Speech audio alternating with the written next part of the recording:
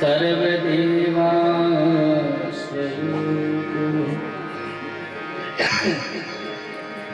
सर्ववेदस्वरूपश्च गुरुरूपी दुर्गा स्वयं शैवं पुराणतिलकं खलु तत्पुराणं वेदान्तवेदविलसत्परवस्तुगीतम् यो वै पठे च शृणुयात् परमादरेण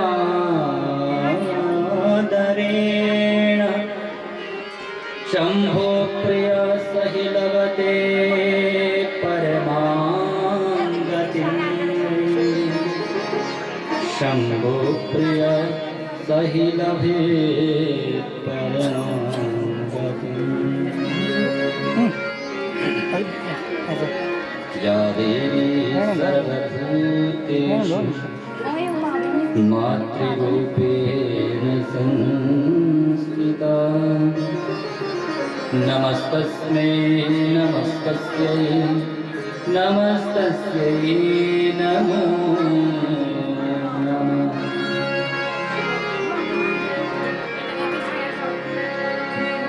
या देवी सर्वभूतेषु जगदम्बा देवी भाग्यश्री मैया की जय, काली मैया की जय, मैया की जय, संत समाज की जय, स्वामी श्री शुद्धानंद गिरी महाराज की जय।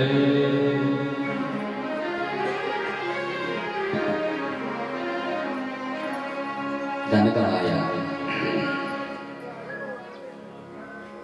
कुछ नहीं कमाया, समय कमाया कुछ तो गवाया, और यदि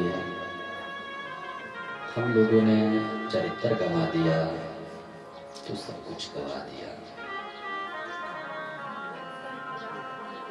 आइए चरित्र शुद्धि के लिए, वाक शुद्धि के लिए, मन वाणी को पवित्र करने के लिए माँ पराम्बा आद्या शक्ति का सभी बड़े प्रेम और भाव से गुणगान करें, उनका भजन कीर्तन करें बड़े प्रेम और भाव से। हे माँ, हे जगजननी महामाया, कुपुत्रो जायेत क्वचिदपि कुमाता न भवति। पुत्र कुपुत्र हो सकता है परंतु माता कभी कुमाता नहीं होती। हे माँ,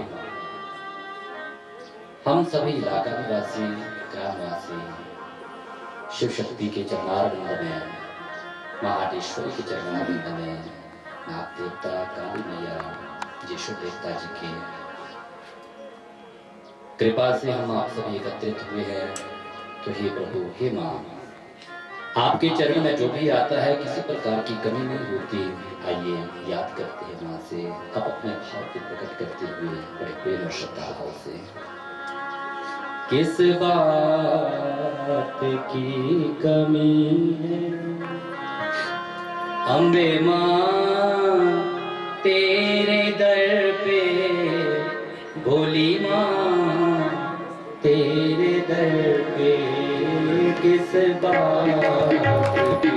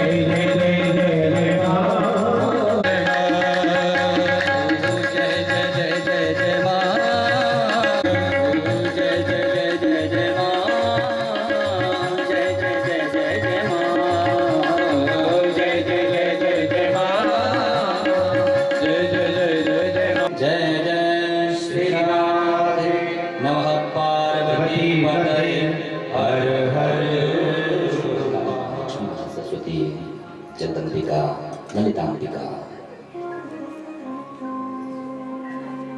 विंध्यवासिनी सकल मलिनाशक सकल संतापहारी कलिमलनाशक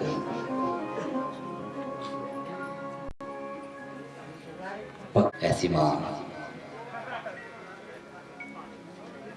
इस शिव शक्ति के चरणारविंद में देवरी धार में स्वामी श्री शतानंद गिरि जी महाराज के माध्यम से हम आप सभी समुपस्थित हुए हैं भक्ति ज्ञान वैराग्य को निदान निदान। अब अपने सभी माता पिता के चरणों में नमन वंदन करते हुए करुणामयी ममतामयी की हृदय में हृदयस्थ मां अंबिका का दर्शन करते हुए उनके चरणों में नमन करते हुए विप्र समाज के चरणों में नमन करते हुए सदगुरुदेव भगवान के चरणों में वंदन प्रणाम नमन करते हुए आइए इन शब्दों के साथ श्रीमद् भागवत संहिता में प्रवेश करें। बोले अंबिका मैया की मणि प्राप्त हुई। भगवान द्वारिकाधीश के ऊपर जब चोरी का आरोप लगा तो जामवान जी के साथ युद्ध हुआ।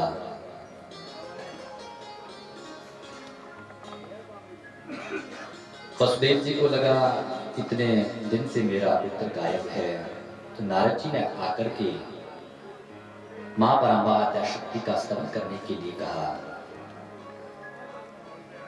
नारद जी के द्वारा प्रेरित हुए श्री वसुदेव जी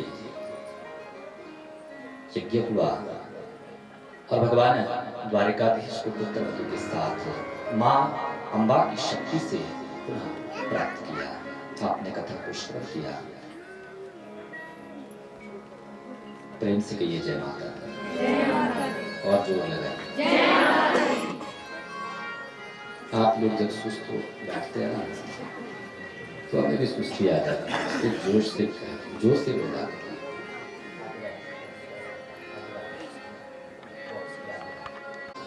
कि अन्य पुराणों को सुनकर के जो फल प्राप्त होता है ना, जितने भी पुराण है अन्य पुराण को सुनकर के प्राप्त होता है।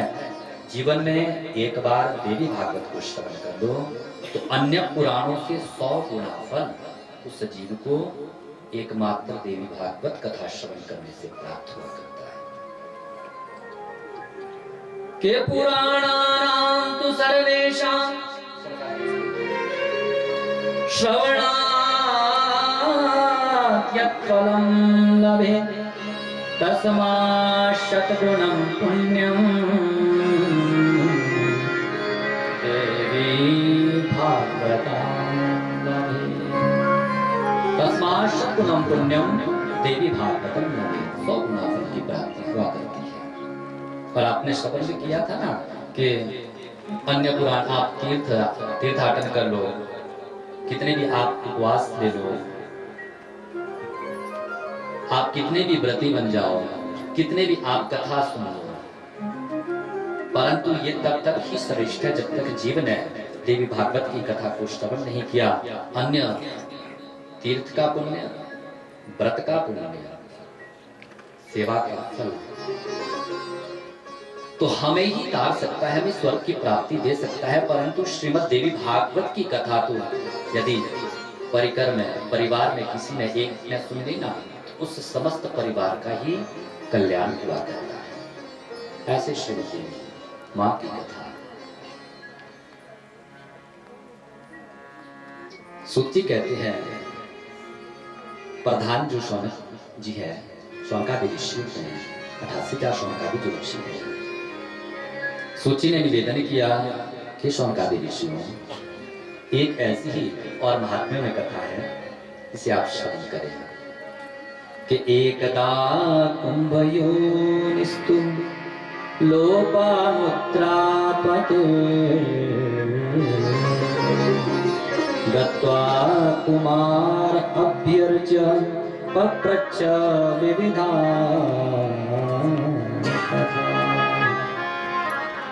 एकदा, एक समय की बात है, कुंभयोनिस्तु, महात्मा कुंभयोनि अगस्त्य जी महाराज लोपामुद्रा के जो पतिदेव हैं, एक बार श्रीशैल गए, जहां पर भगवान शंकर और मां भवानी के पुत्र भगवान स्कंद रहते हैं, कार्तिकेय जी। कार्तिकेय भगवान श्रीशैल पर रहते हैं। शिव पुराण में बड़ी सुंदर कथा इसकी आती है। द्वादश ज्योतिर्लिंगों का जब वर्णन होता है तो श्रीशैल पर विराजमान है, और जो कार्तिकेय जी है भगवान शंकर के और मां भवानी के औरस पुत्र माने जाते हैं। गणेश जी को भगवान शंकर और मां भवानी के औरस पुत्र नहीं माना जाता, क्योंकि मां पार्वती ने अपने जो शरीर में बटन लगाया था, उस बटन से गणेश जी का प्रादुर्भाव हुआ। परंतु जो कार्तिकेय जी है, शिव बृहत् समुद्भव, भगवान शंकर और मां भवानी के औरस पुत्र माने जाते हैं। श्रीशैल पर विराजमान श्री कार्तिकेय भगवान महात्मा अगस्त्य देव चरणों में बैठे प्रणाम किया। कार्तिकेय जी ने कार्तिकेय जी को भी प्रणाम किया। हे शिवनंदन, हे उमा पुत्र, मैं आपसे मां की कथा सुनना चाहता हूं। अगस्त्य भी शक्ति के उपासक है, मां शक्ति के उपासक।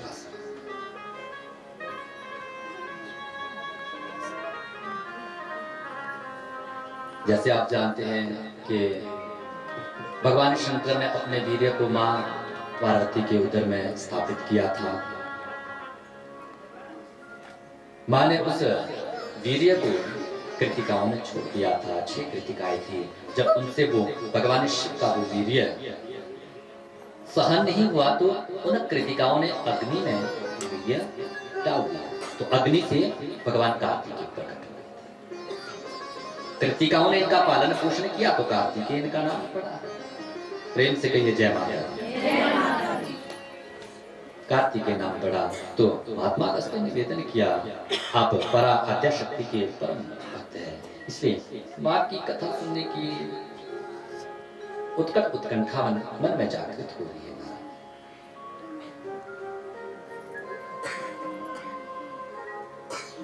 भगवान कार्तिकेय जी कहते हैं, हे मां, भगवान एक समय की बात है, भगवान श्रीमन नारायण के नाभि कमल से ब्रह्मा जी के पुत्र मरीचि हुए। मरीचि के पुत्र महात्मा कश्यप जी हुए। कश्यप की पत्नी अदिति के गर्भ से विवस्वान सूर्य का जन्म हुआ। विवस्वान सूर्य की पत्नी का नाम संज्ञा। विवस्वान सूर्य और संज्ञा से स्वयं मनु उत्पन्न हुए, जिन्हें हम श्राद्धदेव भी कहते हैं। श्राद्धदेव मनु की भार्या का नाम श्रद्धा। तो श्राद्धदेव मनु के कोई पुत्र नहीं था, तो पुत्रेष्टि यज्ञ किया गया। सूर्य वंश में एक बात बड़ी विलक्षण रही, जिसने भी पुत्र प्राप्त किया तो संतानोत्पत्ति के लिए पुत्रेष्टि यज्ञ सूर्यवंश में सभी ने ही किया। तब जाकर के सूर्यवंश में पुत्र की प्राप्ति। तो महाराज श्री राम जी के जो कुल गुरु है वशिष्ठ जी को बुलाया गया। वशिष्ठ जी आए। अब श्राद्धदेव मनु और श्रद्धा, श्राद्धदेव मनु तो चाहते हैं कि मैं पुत्रेष्टि यज्ञ कर रहा हूं जिससे मुझे संतानोत्पत्ति हो जाए। यज्ञ आरंभ हुआ, पुण्य फल भी प्राप्त हुआ, जिससे एक कन्या उत्पन्न हुई, जिसका नाम हुआ इला। क्या नाम हुआ? इला। अब श्राद्धदेव मनु ने सोचा मैंने पुत्रेष्टि यज्ञ के लिए, संतानोत्पत्ति के लिए यज्ञ किया था, पुत्र प्राप्ति के लिए, परंतु कन्या का जन्म कैसे हो गया? होता को बुलाया गया। यज्ञ के जो आचार्य होते हैं ना, जैसे यहाँ पर यज्ञाचार्य है, उसे कहते हैं होता। क्या कहते हैं? होता। होता नहीं, प्रेम से कहिए जय माता दी। होता कहते हैं गधे को, टंकी। होता जो हमारे जो पुरोहित होते हैं, यज्ञ के जो आचार्य होते हैं ना, उनसे कहते हैं होता। सामवेद का जो ज्ञाता होता है, वैदिक समाज में कहते हैं सामवेद के ज्ञाता, जो सामवेद को जानने वाला होता है, सामवेद गायन से भरा होता है, उसे कहते हैं होता। क्षम्यतां, ऋग्वेद के ज्ञाता को कहते हैं होता, सामवेद के ज्ञाता को कहते हैं उद्गाता। ऋग्वेद का होता, सामवेद का उद्गाता, यजुर्वेद का अध्वर्यु और अथर्ववेद का,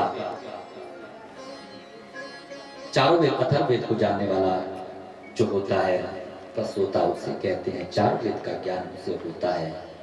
तो कुलदेव कुलगुरु को, वशिष्ठ जी को बुलाया गया कि महाराज आप हमें ये बताइए कि जब मैंने पुत्र प्राप्ति के लिए यज्ञ किया तो मेरी कन्या क्यों हो गई? वशिष्ठ जी ने कहा कि महाराज आपकी जो रानी है ना, श्रद्धा देवी, उनकी इच्छा थी कि मेरे उदर से कन्या का जन्म। तो यहाँ पर संशय होता है कि जब वशिष्ठ जी से शाकदेव मनु ने कहा था कि महाराज मुझे बेटा चाहिए, तो बिटिया का जन्म क्यों हुआ? इसमें भी संस्कार छुपा है, इसमें भी संस्कार छुपा है। जब भी हम यज्ञ करते हैं, दान करते हैं, कोई पुण्य करते हैं, तो स्त्री का भाग कौन सा होता है? माताओं का कौन सा भाग होता है? जोर से बोलो। हाँ जी, दक्षिणा, राइट साइड, प्रेम से कहिए जय माता। दक्षिणा, दक्षिण भाग माताओं का होता है। और जब कभी सभ्य समाज में बैठते हैं तो वामांकी माता को कहा जाता है, वामांक। और देखिए प्रधानता किसकी होती है? जब हम मंदिर की परिक्रमा करते हैं तो दाहिने करते हैं, दक्षिण भाग से करते हैं, अपने राइट हैंड की तरफ से करते हैं। तो जो प्रधान होता है उसी की विशेषता मानी जाती है। और जब विवाह होता है, सप्तपदी की बात आती है, 7 वचन 5 वचन की जब बात आती है, तो वह से कहा जाता है कि जब भी हम कोई धर्म कर्म कार्य करेंगे तो हम अपनी पत्नी के सहयोग से, अपनी पत्नी के परामर्श से हम सारे कार्य पूर्ण करेंगे। प्रेम से कहिए जय माता। मातृशक्ति की बड़ी रक्षा सनातन धर्म ने की है।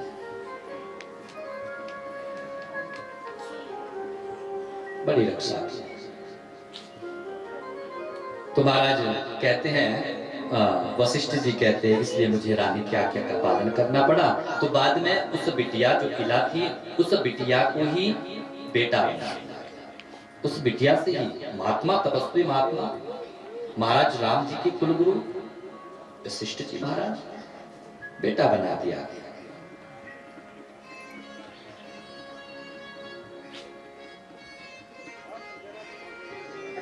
जब बाद में बेटा बने तो उनका नाम हुआ प्रद्युम्न, सुद्युम्न। सुद्युम्न एक दिन शिकार खेलने के लिए जंगल में गए। जंगल में जैसे ही गए तो एक वर्ष है जिसका नाम है इलावत, इलावत वर्ष, जहां पर भवानी शंकर भगवान रहते हैं।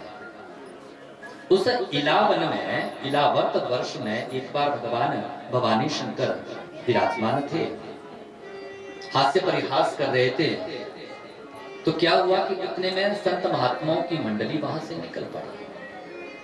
जैसे ही संत महात्माओं की मंडली वहां से निकली तो मां भवानी ने कहा, हे आशुतोष, हे प्राण प्रिय, हमारा संसार में कोई ऐसी जगह नहीं जहां पर हम एकांत वास कर सके।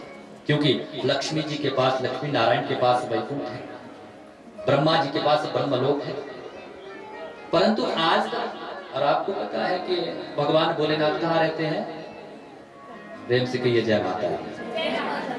जोर लगाइए। जब कोई आए ना तो इधर उधर नहीं झांकना, प्रेम से कहिए जय माता दी। क्योंकि जब आप इधर उधर झांकते ना हमारा मन भी चला जाता। प्रेम से कहिए जय माता दी। हमने आपसे कहा है, कहते हैं माँ का नाम लीजिए, जिसके भी आप उपासक हैं उनका नाम लेते रहिए। कहाँ पहुंचे थे कथा में? क्योंकि हमें भूलने की आदत, इसलिए आप लोगों से बीच बीच में पूछना पड़ता है। कहाँ पहुंचे थे? इधर वाले होशियार है। प्रेम से कहिए जय माता।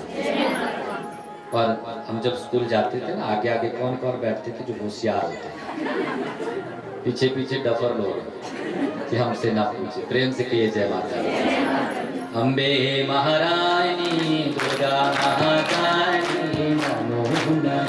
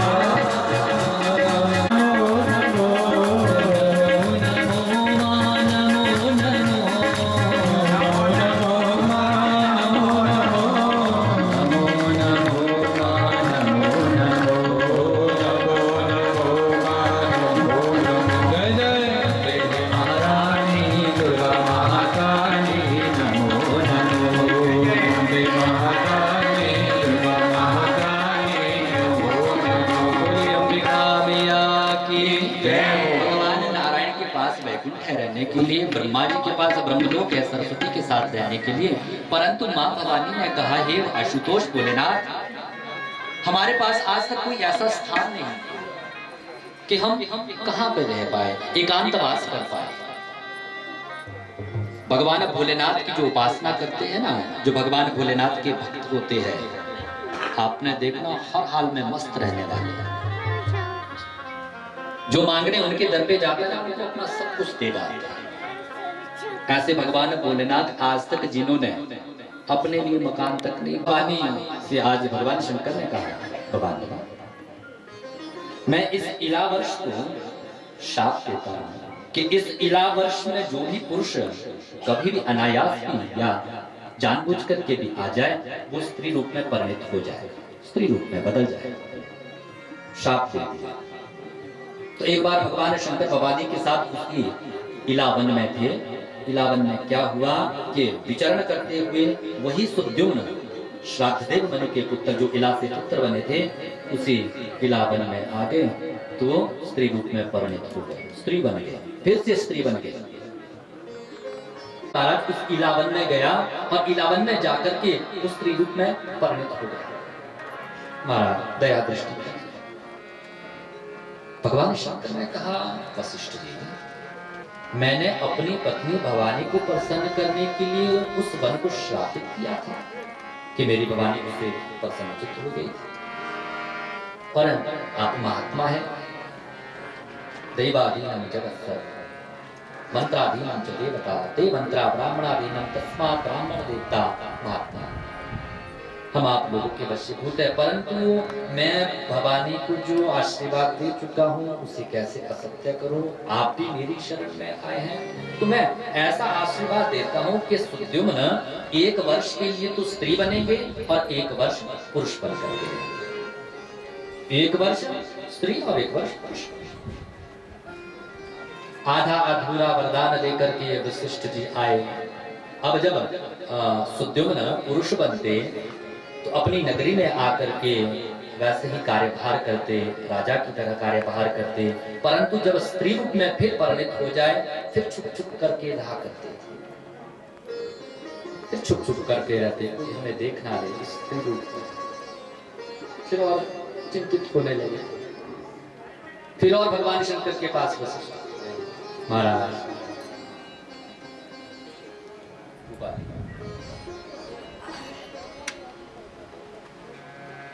वशिष्ठ जी ने आग्रह किया, हे भगवान शंकर, मैं अपने उस भक्त का ऐसी दुर्दशा नहीं देख सकता प्रभु। आप कुछ ऐसा उपाय कीजिए कि हमेशा सदा सर्वदा के लिए वो पुरुष रूप में हो जाए। भगवान शंकर ने कहा, यदि सदा सर्वदा के लिए आप उसे पुरुष रूप में चाहते हैं तो जाओ भवानी के पास जाओ, पार्वती के पास जाओ, वही सदा सर्वदा के लिए उसे पुरुष बना सकती है। गए वशिष्ठ जी गए और मां पार्वती की आराधना की, उनकी स्तुति की। हे गिरिराज कुमारी, हे किशोरी, हे शंकर प्रिय, जय जय गिरिवर राज किशोरी। देखिए, जिसका विवाह नहीं होता ना, आजकल विवाह की बहुत कमी है। कई बार 30-30, 35-35, 40 साल के बच्चे हो गए, विवाह के लिए तरसते रहते हैं। देवियों से निवेदन है, ये चौपाई है ना, दिन रात का। माँ भवानी, भगवान शंकर की प्राण वल्लभा माँ पार्वती बड़ी प्रसन्न होती है।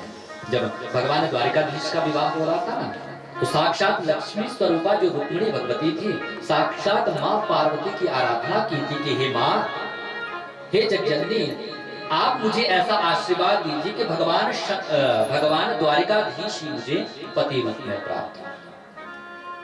वशिष्ठ जी स्तुति करते हैं मां कि जय जय गिरिवर राज किशोरी, जय जय गिरिवर राज किशोरी, जय जय गिरिवर राज किशोरी, जय जय गिरिवर राज किशोरी, जय महेश मुख चंद चकोरी, जय महेश मुख चंद चकोरी, जय जय गिरिवर राज किशोरी, जय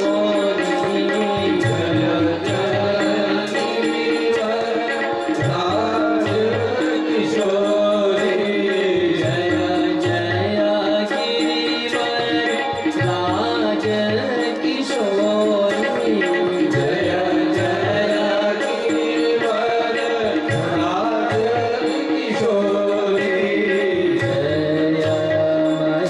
महेश मुख चंद चकोरी, जय महेश मुख चंद चकोरी, जय जय गिरिवर राज किशोरी, जय जय गिरिवर राज किशोरी, जय महेश मुख चंद चकोरी, जय महेश। ओ नमस्ते देवेशी शरणागत वत्सले, जय दुर्गे दुःख हंत्री, दुष्ट दैत्य निषूदिनी। हे देवेश्वरी, हे शरणागत वत्सले, आपको बारंबार मेरा नमस्कार है, प्रणाम है। दैत्य दानव का नाश करने वाली माँ, हम पर कृपा कीजिए। और माँ अष्टभुजा रूप में वशिष्ठ जी के आगे प्रकट हो गए। बोले अंबिका मैया की, बोले भवानी मैया की। वशिष्ठ जी ने जैसे ही माँ भवानी को देखा, चरणों में अपने शीश को नतमस्तक किया। कहा, माँ, आप दुखियों के दुख को दूर करने वाली माँ, मेरा एक चेला है, आपके उस वन में गया था, भगवान शंकर के पास में वरदान लेने के लिए गया, तो भगवान शंकर ने भी आधा अधूरा वरदान दे दिया। मैं पूर्ण वरदान प्राप्त करने के लिए माँ आपका यजन किया है, आपका स्तवन किया है, आपका वाहन किया है। तो माँ भवानी ने कहा, देखिए वशिष्ठ जी, आप उस स्त्री रूपी इलाके देवी भागवत की कथा श्रवण करवाए, मेरी 9 दिन तक देवी भागवत की कथा सुनाए, तो वो उस स्त्री रूप से पुरुष रूप में परिणत हो जाएगा। माँ के चरणों में प्रणाम किया वशिष्ठ जी आए और उस इला को जो सुद्युम्न था, इला बन गई थी, उसे 9 दिन तक माँ की महिमा का गान किया और माँ की ऐसी कृपा हुई कि सदा सर्वदा के लिए वो इला जो बनी थी स्त्री रूप को छोड़ करके पुरुष रूप में प्रकट हो गया। बोलिए भवानी मैया की जय। कार्तिकेय जी से अगस्त्य जी ने कथा श्रवण की, बड़ा आनंद आया। अगस्त्य जी कहते, कार्तिकेय जी, माँ की कृपा जिस जीव पर हो जाती है सदा सर्वदा के लिए वो माँ जैसा ही बन जाता है।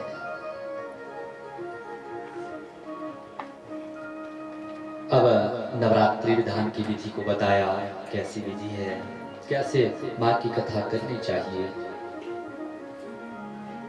तो कार्तिकेय जी कहते हैं अगस्त्य जी से, सूत जी कहते हैं शौनक आदि ऋषियों से, जिस प्रकार हम एक कन्या के विवाह के लिए अपने धन को एकत्रित करते हैं, उसी प्रकार माँ के कथा के लिए भी हमें सबका सहयोग लेना चाहिए। सबके सहयोग से हमें माँ की कथा करवानी चाहिए। प्रेम से कहिए जय माता दी। जितना खर्च हम बेटिया के विवाह पर करते हैं उसी प्रकार माँ की कथा में भी खर्च करें। एक से सहयोग से नहीं, आप सभी से निवेदन है, जब भी आप लोग आते हैं कुछ ना कुछ लेकर के आइए, खाली हाथ में नहीं जाना चाहिए। यदि हम ये सोचेंगे ना चलो चलते हैं, जाकर के पंडाल में बैठ जाएंगे, कभी भी मंदिर जाओ, कभी भी कथा सत्संग में जाओ ना, तो आप उसे साधारण पंडाल मत समझना। कथा में जब जाओ तो उसे आप साक्षात मंदिर समझना। जिस प्रकार मंदिर में दर्शन करने जाते हैं ना, उसी प्रकार कथा श्रवण करने के लिए भी हमें एक मंदिर मानना चाहिए। मन को समर्पित करके कथा को श्रवण करना चाहिए। कहीं पर भी जाओ तो कुछ ना कुछ लेकर के जाओ। किसी के घर में लस्सी होती है तो लस्सी लाओ। प्रेम से कहिए जय माता। लस्सी खाने की बड़ी इच्छा होती है, दही हो तो दही लाओ, घी हो तो घी लाओ। प्रेम से कहिए जय माता दी। और यदि आ रहे हैं ना तो एक एक आप समिधा भी ला सकते हैं। कुछ आप अन्नदान के बारे में आगे 9वें स्कंद में आएगा, बड़ा सुंदर वर्णन राजा हरिश्चंद्र की कथा में। सर्वस्व लुटा दिया था राजा हरिश्चंद्र ने। जो भी आप श्रद्धा से भाव से देना चाहते हैं ना, वो आप इस मंदिर में, शिव शक्ति देवरीधार मंदिर में, आप जो यहाँ के मुख्य लोग हैं, कार्यकर्ता हैं, आप इनके पास दे सकते हैं। दान देखिए, हमें दिखाते हुए नहीं देना चाहिए कि हमने दान दिया। प्रेम से कहिए जय माता दी। एक बार और कहिए जय माता दी। भगवान ने, माँ ने हमें इतना दिया है, इतना दिया क्यों? किसी को देने के लिए। मैंने दिया, अब तुम भी जरा दानी बनकर के देखो। परंतु जब दान करने की बात आती है ना, तो जो फटा पुराना नोट होगा ना, वो चढ़ाएंगे। प्रेम से कहिए जय माता दी। या फिर थोड़ा ज्यादा दान दे दिया, सबको दिखा करके हमने इतने का दान दिया। इसलिए दान हमेशा छुपा करके दीजिए। आप कुछ भी लाना चाहे, यदि आपकी जो भी इच्छा है, आप इस सत्संग में, इस 9 दिन के माँ की कथा में आप लगाते रहिए। माँ आपकी हर मनोकामना पूर्ण करेगी।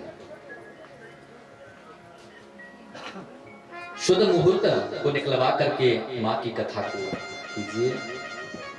सुंदर व्यासासन बनाए, 9 दिन तक माँ का शंकर काव्ये रामायणं यद्वत् ज्योतिष्मत्सु यथा रविः आह्लादकानां चन्द्रश्च धनानां च यथा यशः क्षमावतां यथा भूमिर् गाम्भीर्ये सागरो यथा मन्त्राणां चैव सावित्री पापनाशे हरिस्मृतिः अष्टादश पुराणानां देवी भागवतम तथा अष्टादश पुराणानां देवी भागवतम तथा। सूत्र कहते हैं शिव नदियों में, सारी नदियों में जो जैसे ही सर्वश्रेष्ठ स्थान यथा सरिस्सु प्रवरा गंगा देवेश शंकर, सभी नदियों में सर्वोपरि जो स्थान है किसका है? मां गंगा का। सभी नदियों में श्रेष्ठ स्थान किसका बताया गया है? मां गंगा का।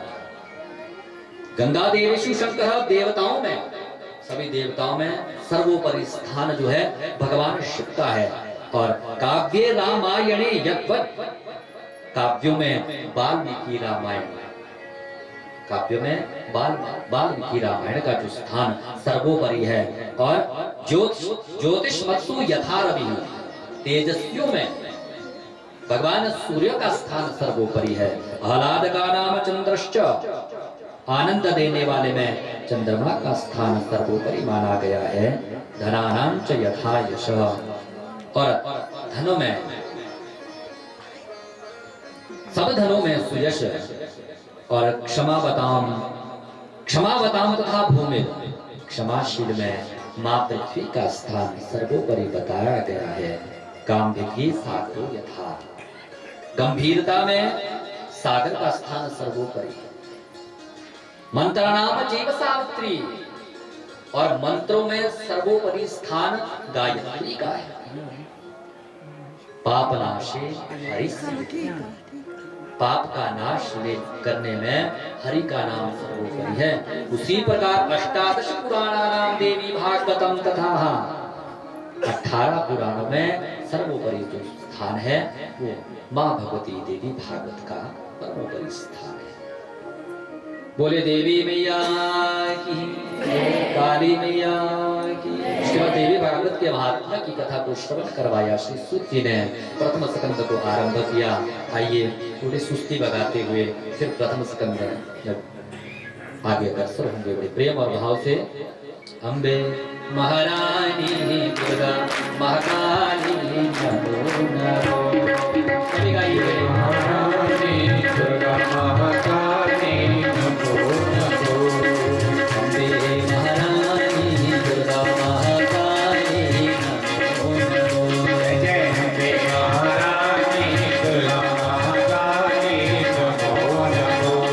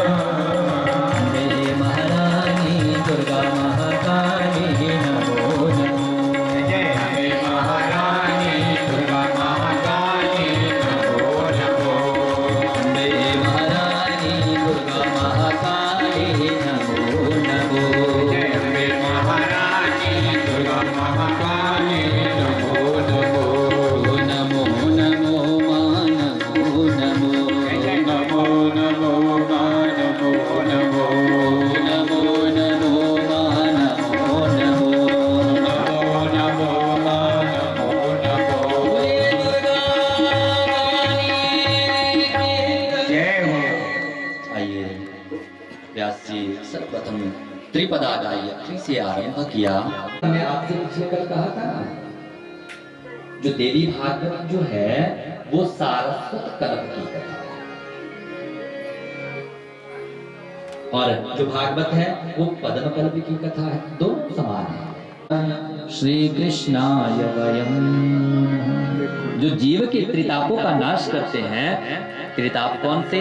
दैहिक, दैविक, भौतिक, तीनों तापों का जो नाश करने वाले हैं। ऐसे भगवान श्री राधा कृष्ण के चरणों में हम मिलकर के प्रणाम करते हैं। उसी प्रकार देवी भागवत में त्रिपदा गायत्री से ही आरंभ हुआ। आइए त्रिपदा गायत्री का सभी मिलकर के उच्चारण करें कि सर्व चैतन्य रूपां ताम, सभी बोलिए सर्व चैतन्य रूपां ताम। ये नहीं करनी है, प्रेम से कहिए जय। सर्व चैतन्य रूपां ताम, सर्व चैतन्य रूपां ताम, सर्व चैतन्य रूपां ताम। आद्यां विद्यां च धीमहि, आद्यां विद्यां च धीमहि, आद्यां विद्यां च धीमहि, आद्यां विद्यां च धीमहि। बुद्धिं यानः प्रचोदयात्, बुद्धिं ज्ञानः प्रचोदयात्, बुद्धिं यानः प्रचोदयात्। बुद्धिं ज्ञानः। तान की आवाज भी नहीं आनी चाहिए। दशम स्कंद, एकादश स्कंद, द्वादश स्कंद गायत्री रहस्य, गायत्री स्तोत्र, गायत्री अनन्यास सबसे भरा पड़ा है दशम, एकादश, द्वादश स्कंद। उस वैदिक गायत्री का हमें उच्चारण नहीं करना चाहिए। ये वैदिक सनातन धर्म हमें आदेश नहीं देता। जिसके शिखा सूत्र हो, यज्ञोपवीत हो, वही इस गायत्री का उद्घोष कर सकता है। सार्वजनिक गायत्री नहीं है।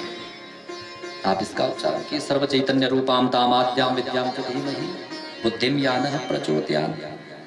जो सर्व में चेतना स्वरूप है, आप प्रखर करे, हमें शक्ति प्रदान करे, ताकि हम इन 8-9 दिन में आपकी कथा को श्रवण कर पाए और आपकी कथा को हर जन्म करें।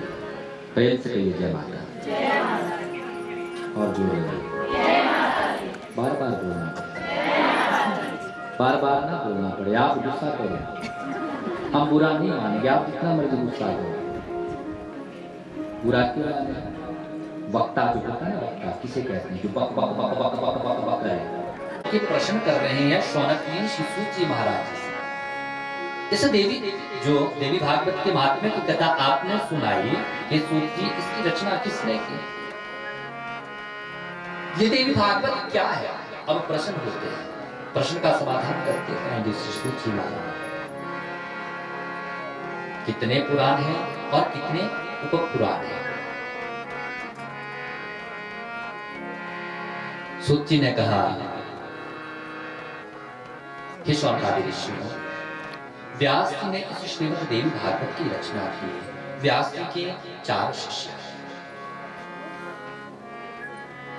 वेद उत्पन्न हुए, वेदों की रचना किसी ने नहीं की। वेद अपौरुषीय है, वेद स्वयं प्रकट हुए हैं। तो 4 शिष्यों को श्री सूत जी कहते हैं कि व्यास जी ने 4 वेद को 4 शिष्य को प्रदान किया। ऋग्वेद अपने शिष्य श्री पैल ऋषि को दिया,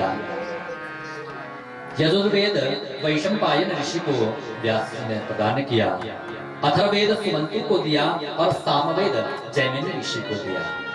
4 वेद अपने 4 शिष्यों में बंटवारा कर दिया श्री व्यास जी। सूत जी कहते हैं जो इतिहास और पुराण है, 5वां वेद है, वो व्यास जी ने अपना शिष्य मान करके मुझे प्रदान किया। ऋग यजु साम अथर्वाख्याः वेदाश्चत्वार उदधृता, इतिहास पुराणं च पंचमो वेद उच्यते। 5वां वेद जो है वो सूत जी रोमहर्षण कहते हैं। सूत जी का एक नाम रोमहर्षण भी है। रोमहर्षण क्यों? जब वो भगवान की कथा सुनाते हैं ना, माँ की कथा सुनाते हैं, तो माँ की कथा सुनाते सुनाते उनके सारे रोम खड़े हो जाते हैं। तो एक नाम रोमहर्षण भी सूत जी का रखा है। सूत जी कहते 5वां वेद को मुझे दे दिया, इतिहास और पुराण। आपने कहा कितने पुराण है, कितने उपपुराण है? तो एक श्लोक में श्री व्यास जी ने 18 पुराणों की गणना कर। एक श्लोक में 18 पुराण के नाम, किमद्वयं भद्वयं चैव व्रत्रयं व चतुष्टयं अनापलिंग पुष्कानि पुराणानि पृथक् त्रेता मद्वयम, मौ अक्षर वाले दो पुराण, मत्स्य पुराण और मार्कंडेय पुराण। मद्वयम, भद्वयम, भौ अक्षर वाले दो, भविष्य पुराण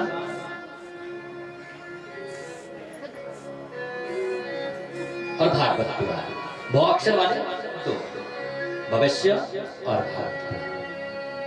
ब्रतयम, ब्रह्म पुराण, ब्रह्म वैवर्तक पुराण और ब्रह्मांड पुराण, प्र अक्षर वाले 3 पुराण। और वत्रयम, व चतुष्टयम, व अक्षर वाले 4, वामन पुराण, विष्णु पुराण, वायु पुराण और वराह पुराण। वो अक्षर वाले 4 पुराण। अ से अग्नि पुराण, न से नारद पुराण, प से पद्म पुराण, ल से लिंग पुराण, ग से गरुड़ पुराण और क से कूर्म पुराण और स से स्कंद पुराण। 18 पुराण है, 18 पुराण है। शौनक जी ने प्रश्न किया, हे सूत जी महाराज, इस श्रीमद् देवी भागवत की रचना कैसे हुई? देवी भागवत की रचना कैसे हुई महाराज? तो सूत जी ने कहा, हे शौनक आदि ऋषियों, एक समय की बात है, प्राचीन काल में एक बार सत्यवती के पुत्र श्री वेदव्यास जी के पुराण सरस्वती तीरे व्यास सत्यवती सुतः आश्रमे कलविं कोतु दृष्ट्वा विस्मयमान्। सरस्वती नदी के किनारे श्री वेदव्यास जी बैठे थे। सरस्वती नदी में स्नान करके अपने आश्रम में सम्यक ब्रह्म नद्याम सरस्वत्याम आश्रम पश्चिमे तटे सम्यक प्रास इति प्रोक्त ऋषिणाम सत्रवर्धन, जहां पर ऋषि महात्माओं के यज्ञ यागादि चलते रहते हैं। प्रेम से कहिए जय माता दी। देवी भागवत में अध्यात्म की कथा बहुत है, ध्यान से सुनते हैं ना तभी समझ में आएगा। भागवत कथा में तो खूब नाच गाना होता है, क्योंकि कृष्ण भगवान की कथा ही ऐसी है। परंतु देवी भागवत में अध्यात्म तत्व बहुत दिया है, इसलिए समझ में बहुत कम आती है। बीच बीच में प्रयास करेंगे कि कहीं ना कहीं आपको कृष्ण कथा भी इसमें आएगी। भगवान श्री कृष्ण का जन्म, विवाह की कथा इसमें आती है। राजा परीक्षित की कथा, कैसे उनको शाप लगा, क्योंकि जन्मेजय जी ने तभी तो ये कथा सुनी है जब उनको ये लगा कि मेरे पिता की मुक्ति नहीं हुई। तो जन्मेजय जी ये भी प्रश्न करेंगे कि महाराज वो कृष्ण कौन है जिनके लिए मेरे पिताश्री ने, जो मेरे पिताश्री जिनको अपना इष्ट आराध्य मानते थे। तो व्यास जी महाराज अभी व्यास जी के बारे में प्रश्न किया कि व्यास जी कौन है। सरस्वती नदी के तट पर सत्यवती के पुत्र श्री वेदव्यास जी अपने आश्रम में बैठे थे। स्नान करने के उपरांत आसन लगा करके विराजमान थे। ऋषियों के यज्ञ याग आदि चल रहे थे। सरस्वती नदी के तट पर जैसे ही व्यास जी ने क्या देखा कि सामने एक वृक्ष है और उस वृक्ष में शुक और शुकी का जोड़ा है। तो व्यास जी के सामने उस शुकी ने अंडे दिए। शुक और शुकी जाते हैं, अपने चोंच में दाना भर करके लाते हैं और उन जैसे अंडे फूट करके पक्षी बाहर निकले, उन अपने नन्हे नन्हे बच्चों को वो दाना देते हैं। अपने चोंच से, चिंचुटों से उन्हें सहलाते हैं, प्रेम करते हैं, प्यार करते हैं, दुलार करते हैं। प्यार करते हुए जैसे ही व्यास जी ने देखा, वाह, तो उनके मन में क्या भावना उठी कि क्यों ना भी, क्यों मैं संतान उत्पत्ति क्यों ना करूं, मेरे भी तो पुत्र होना चाहिए। कितना प्यार ये माँ अपने पुत्र से कर रही है, पिता अपने पुत्र को कैसे सहला रहा है। व्यास जी के मन में कोई ये भावना नहीं थी कि मेरे पत्नी हो, पत्नी से ही मेरे पुत्र हो। व्यास जी के मन में पुत्र भावना इसलिए हुई वो चाहते थे कि मेरे अयोनिज पुत्र प्राप्त हो, किसी से वो जन्म ना ले। अपने तप कहा, व्यास जी को समझाया और कहा मैं आपको एक समय की बात बताता हूँ कि आप उस परमात्मा का ध्यान कीजिए जिस परमात्मा का मैं भी निरंतर हमेशा ध्यान करता रहता हूँ, तो आप भगवान की कृपा आप पर भी अवश्य होगी महाराज। तो सुनाया एक बार जो मेरे पिता श्री विधाता ब्रह्मा जी है, भगवान नारायण के पास क्षीर सागर में गए। क्षीर सागर में शेषशाही भगवान विराम कर रहे थे।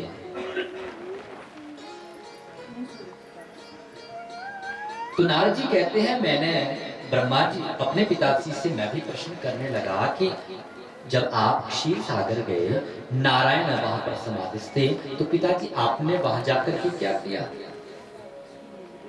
ब्रह्मा जी कहते हैं अपने पुत्र नारद से, नारद जी कहते हैं वेद व्यास जी से, व्यास जी जैसी मैंने पिताजी से प्रश्न किया, पिताजी ने मुझसे कहा कि मैं नारायण गोविंद का दर्शन करने के लिए क्षीर सागर गया, तो वहां पर नारायण को समाधिस्थ देखा। समाधिस्थ देखा, नारायण की स्तुति की। ब्रह्मा जी ने नारायण की स्तुति की। ब्रह्मा जी कहते हैं हे नारायण, देव देव जगन्नाथ भूत भव्य भवत् प्रभो तपश्चरसि कस्मात् त्वं किं ध्यायसि जनार्दन। हे देवादिदेव, हे जगन्नाथ, भूत भविष्य वर्तमान के स्वामी, आप महाराज किसका स्तवन कर रहे हैं, किसका चिंतन कर रहे हैं? आप ध्यान रखें। मैं जानता हूं कि आपके नाभि कमल से मेरा आविर्भाव हुआ, परंतु मैं तो आज तक आपको सबसे ऊपर का मानता था, आप सर्वोपरि मैं आपको मानता था, परंतु आप ध्यान में किसका चिंतन कर रहे हैं? क्योंकि प्रभु सूर्यो भ्रमति चाकाशे वायुर्वाति शुभाशुभम् अग्निस्तपसि पर्जन्यो वर्षतीश पराज्ञया। सूर्यो भ्रमति चाकाशे, आकाश में जो सूर्य में प्रकाश होता है ना प्रभु, वो आपकी कृपा से, आपके बल से सूर्य में प्रकाश आता है। वायु वादी शुभाशुभ, जो ये समीर बह रही है ना, वायु बह रही है, ये भी तो आपकी कृपा से, आपके बल से ही वायु पवन बह रही है। अग्नि तपसी परजन्यो, ये जो मेघ वर्षा कर रहे हैं, वो मेघ भी आपकी कृपा से वर्षा करते हैं। वर्षतीशा पराज्ञया। प्रभु आप मुझे ये बताइए, फिर आप ये समाधि में किसका ध्यान कर रहे हैं? नारायण ने कहा हे ब्रह्मा जी, आप मुझे सबसे ऊपर मानते हैं, अरे मेरे से ऊपर भी है, और यदि मैं सर्वोपरि होता तो मैं हयग्रीव क्यों बनता, मेरा सिर क्यों कटता, नारायण का सिर क्यों कटता? मैं नारायण होकर के यदि मैं सर्वोपरि होता तो मेरा सिर धड़ से पृथक क्यों होता? मेरे कर्म से क्यों दो दैत्य उत्पन्न होते? ब्रह्मा जी से कहते हैं, इनका नाम मधुकैटभ है, जिन्होंने अत्याचार किया, इस ब्रह्मांड को दुखित किया, इतने बलशाली, मेरा सिर क्यों कटता? प्रेम से कहिए जय माता। आप सुनते हैं, हम नहीं जगाने वाले। यहाँ से एक एक आदमी दिखता है, कौन सो रहा कौन जा रहा है, परंतु पहले हम सोचते चलो थके आ रहे हैं, सोने देते। जब लुढ़क कर दूसरे को परेशान करते ना, तब जाकर के कहना पड़ते। हमने कल भी कहा था पड़ोसी को जगाए, नहीं तो पड़ोसी की कसम।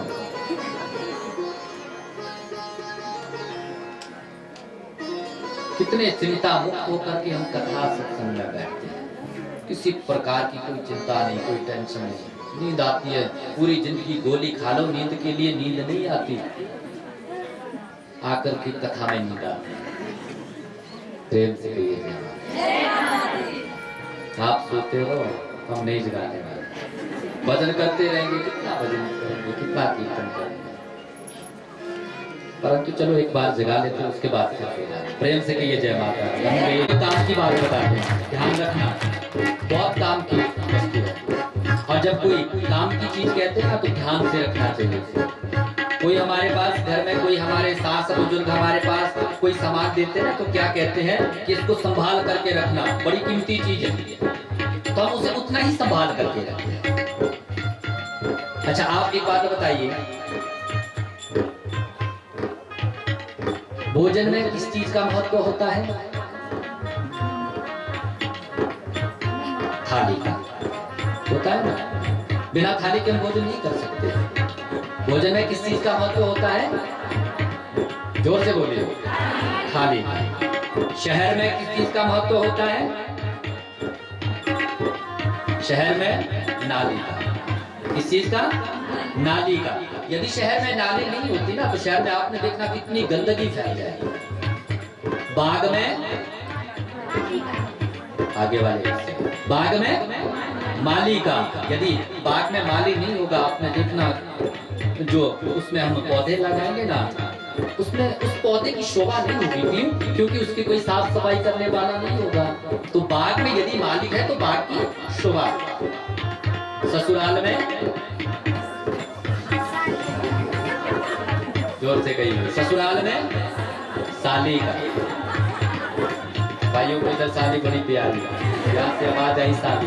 प्रेम से कहिए जय माता दी। और जिसके साली नहीं होती ना, उससे पूछना, क्योंकि यदि ससुराल में तभी शोभा है यदि ससुराल में साली हो, क्योंकि आने जाने में जीजाजी को सेवा करवाने में आनंद आएगा, साली ही। और जिस घर में, जिस ससुराल में साली नहीं होगी, वो पतिदेव अपनी पत्नी को छोड़ करके लौट करके आ जाएगा। जितने दिन रहना उतने दिन रहे, दूसरी बार आकर के ले जाऊंगा। और यदि साली होगी तो वो और एक दो दिन और जाकर के रुकेगा। प्रेम से कहिए जय माता। भोजन में किस चीज का महत्व होता है? जोर से बोलिए। बाग में दाली नहीं, माली। बाग में, शहर में, ससुराल में, और सत्संग में ताली का। सत्संग में जब तक ताली नहीं बजती ना, सत्संग का आनंद नहीं आता। इसलिए दोनों हाथ उठा के बड़े प्रेम से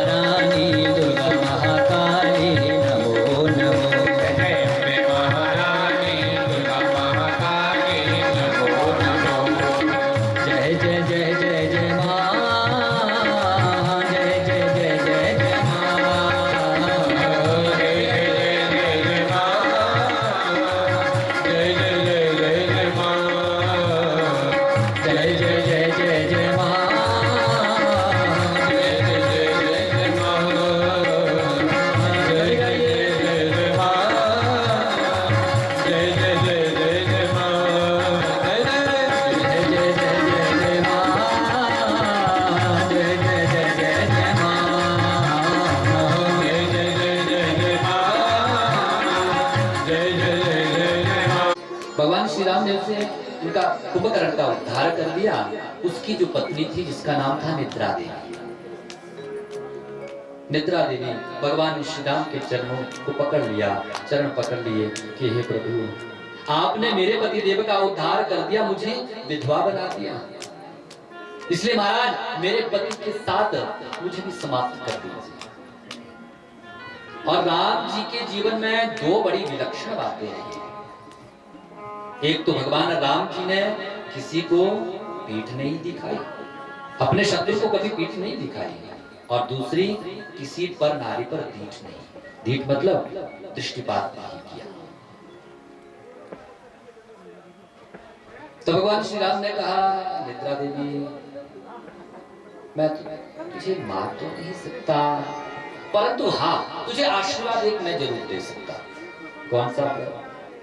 भगवान राम जी ने कहा, हे निद्रा देवी तुम्हें मैं आशीर्वाद देता हूं, जहां पर भी मेरी कथा सत्संग चले ना, तुम वहां पर जाकर के बैठ जाना,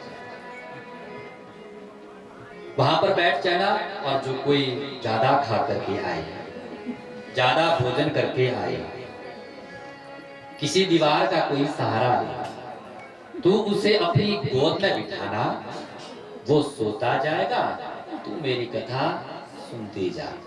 वो सोता जाएगा, तू मेरी कथा सुनते जा। नींद आती है ना, तो निद्रा देवी उसको अपनी गोदी में बिठा लेते, तू सोता जा, मैं कथा सुनती जाऊंगा।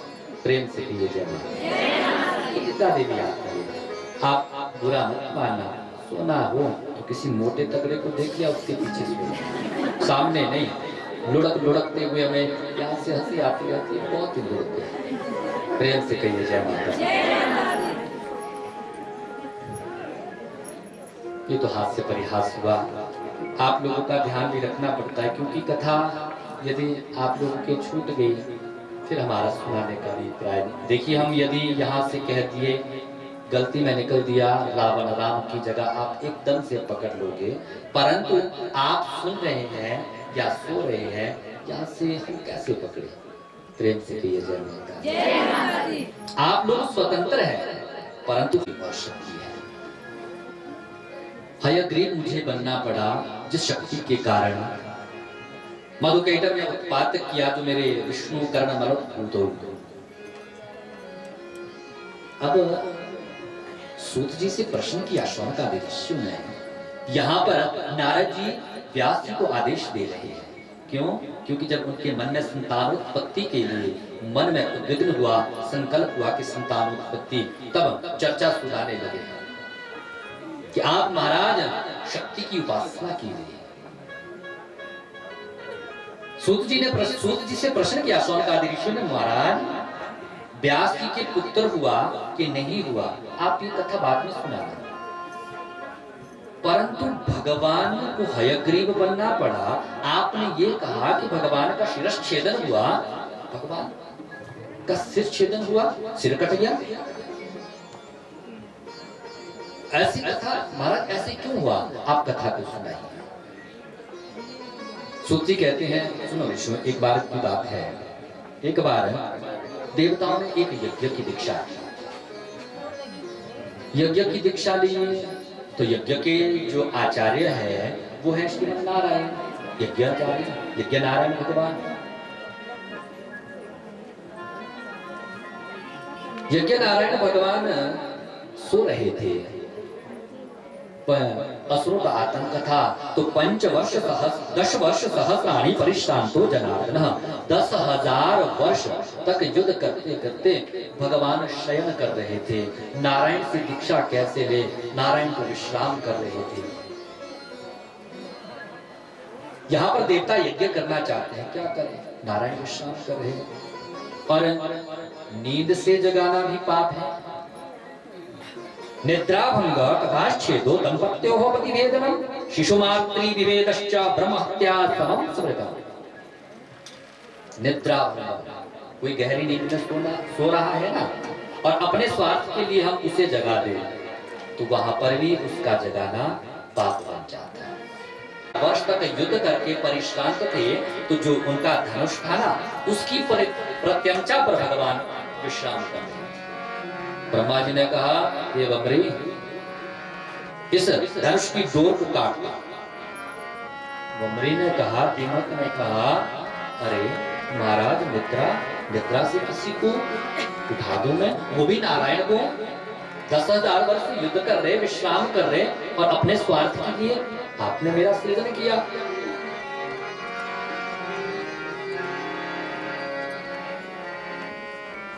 बमरी से कहा, अरे बमरी, यदि तूने नारायण की उस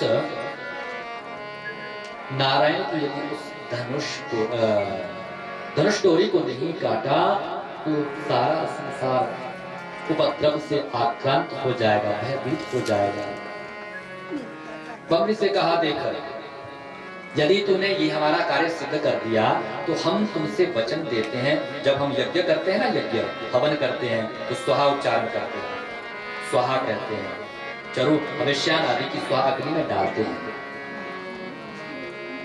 तो बमरी से कहा, आज के बाद जो वो चरु नीचे भविष्यान नीचे गिरेगा ना, दिमाग बमरी उस पर तेरा अधिकार होगा। जब हम हवन करते हैं ना, जो नीचे गिरता है चरु उसको हम उठा करके कभी नहीं डालते, कभी अग्निकुंड में नहीं डालता, तो वो बमरी का भाग माना जाता है।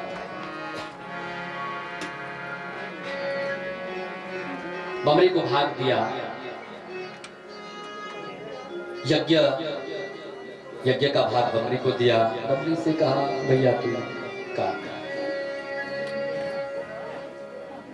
सूची कहते हैं ऋषियों, ये भगवान मातृशक्ति की लीला होने वाली है। तो जो शक्ति के अधीन है नारायण, नारायण को शक्ति ने, माँ शक्ति कालिका ने, निद्रा देवी ने ग्रसित कर लिया था। भगवान नारायण को गहरी निद्रा थी,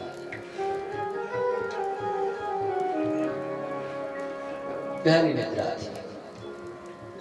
और जैसे ही आज्ञा दी उस बमरी कीड़े को, बमरी कीड़े ने उस डोर को काटा, उस धनुष की डोरी को काटा। भगवान नारायण का धड़ से सिर कट गया, भगवान का सिर कट गया। प्रेम से कहिए जय माता दी। हाहाकार होने लगी, हाहाकार होने लगी। ये भगवान सभी शक्ति की उपासना करने लगे। तो सूत जी से फिर शौनकादि ऋषियों ने प्रश्न किया कि भगवान ये नारायण का सिर क्यों कटा? नारायण के सिर कटने के पीछे क्या कारण है? तो सूत जी कहते हैं, एक बार भगवान नारायण वैकुंठ में बैठे हैं मां लक्ष्मी के साथ। लक्ष्मी जी के साथ जैसे ही बैठे थे तो अपनी पत्नी के साथ हास्य परिहास करने लगे। तो नारायण बत्तीसी दिखा करके, खिलखिला करके हंसने लगे। अब यदि माताओं की ओर पतिदेव हंसने लगे तो माताएं उसमें अपना अपमान समझती हैं। आप क्यों हंसे? हंसे क्यों? एक हंसना होता है और एक होता है मुस्कुराना। क्या होता है? मुस्कुराना। कोई आपको अच्छी बात लगे आप मुस्कुराते हैं, और यदि आपको कोई बात अजीबोगरीब लगे तो उसको कहते हंसना, खिलखिला करके, ठाका मार करके, हा हा हा हा हा।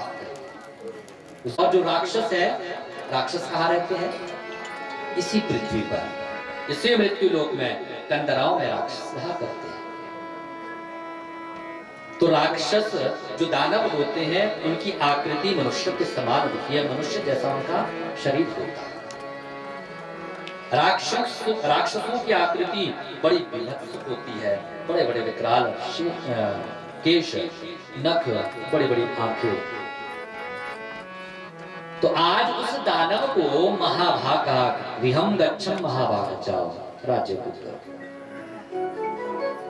अब जब किसी पर भगवान की कृपा हो जाए ना, किसी को मान मिल जाए, प्रतिष्ठा मिल जाए, वैभव मिल जाए, संपदा मिल जाए, ऐश्वर्य मिल जाए, तो वो अभिमानी बन जाता है। उसके अंदर अभिमान, स्वतः ही अभिमान आ जाता है। तो हयग्रीव ने क्या किया कि सारे ब्रह्मांड में उत्तंक कर दिया, उत्पात करने लगा। सभी दुखी होने लगे। क्या करें, कैसे इसकी मौत हुई? तब पुनः सभी गए, देवता गए, मनुष्य गए ब्रह्मा जी के पास। ब्रह्मा जी से निवेदन किया, महाराज क्या करें, हयग्रीव इसकी मौत। मां ने कहा है कि हयग्रीव के द्वारा। अम्बे महारानी दुर्गा महाकाली नमो नमो।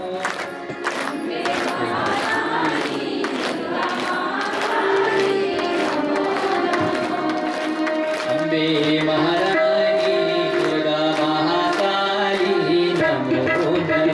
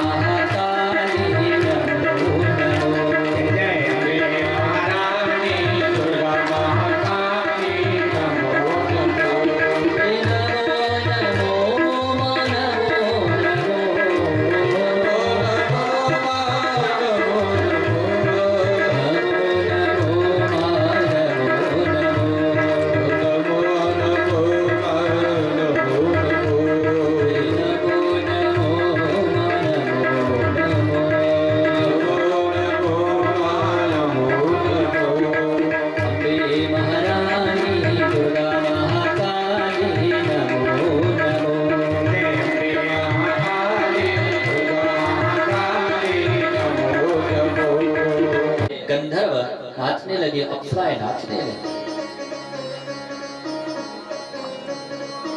माँ की साक्षात दिव्य मूर्ति का दर्शन किया। माँ ने पूछा, आपने मुझे पुकारा, क्या बात, क्यों पुकारा? देवताओं ने कहा, माँ इस दानव से हम बहुत दुखी है दरबारी। इस दानव के अत्याचार से हम इतने दुखी हो माँ। देवता कहते हैं कि हमारा स्वर्ग, पूजा पाठ आदि सारा कृत्य इसने छीन लिया है। माँ आप साथ सूची कहते हैं ऋषियों, माँ एक माँ भूखी प्यासी रह करके अपने बच्चों के प्रति कितनी समर्पित रहती है। बालक माँ से कभी उड़न नहीं हो सकते। सबसे पहली गुरु यदि है तो वो है माँ, संस्कार देने में भी और बच्चों को बिगाड़ने में।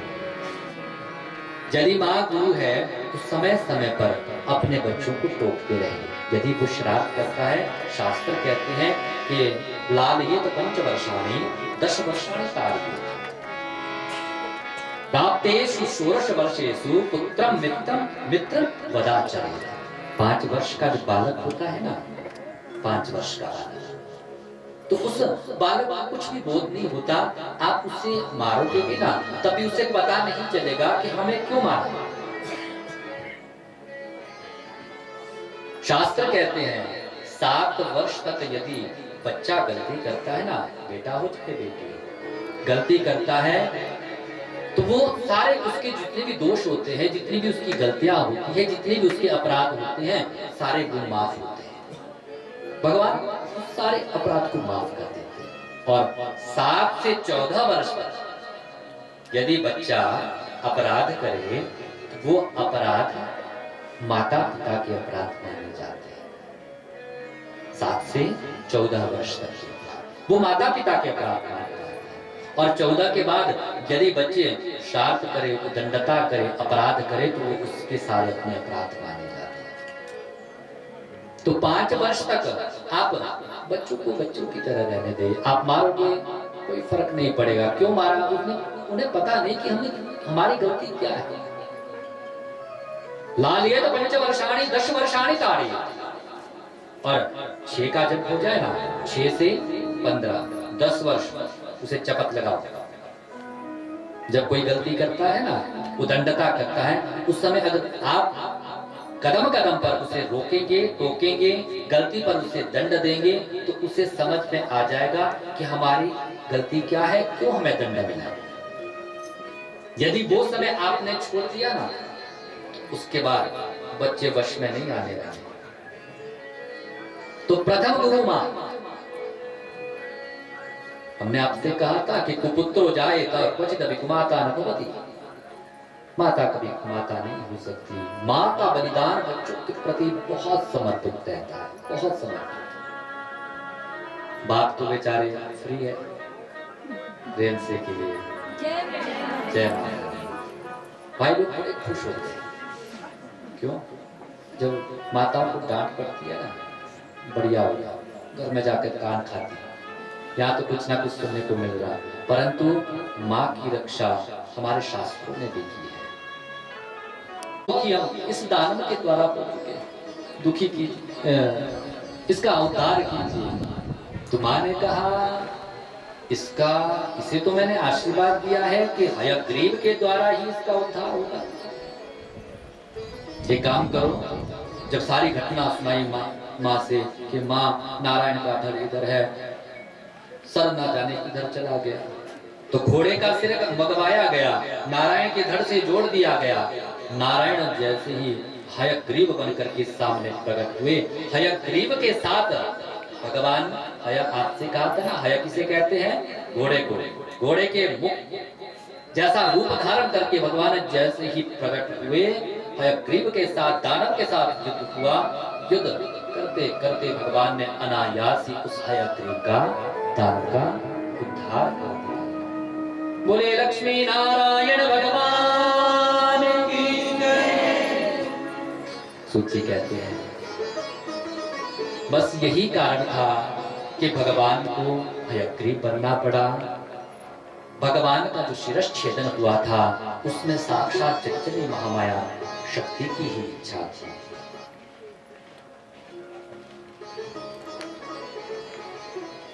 जब